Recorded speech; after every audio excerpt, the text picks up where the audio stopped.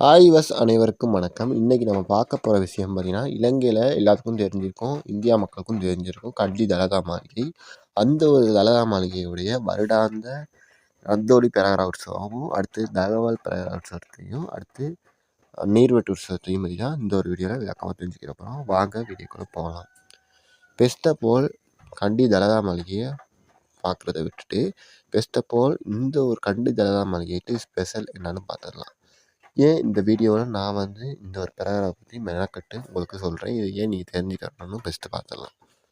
ஏன்னா இந்த ஒரு கண்டி தலகா மாளிகை இப்போ நம்ம இலங்கையில் உள்ள புத்தருடைய மிகவும் நெருக்கமான தொடர்புடைய ஒரு ஆலயமாக தான் காணப்படுது. ஏன்னா புத்தர் பார்த்திங்கன்னா அவர் ஒரு மனிதராகத்தினே இருந்தார்.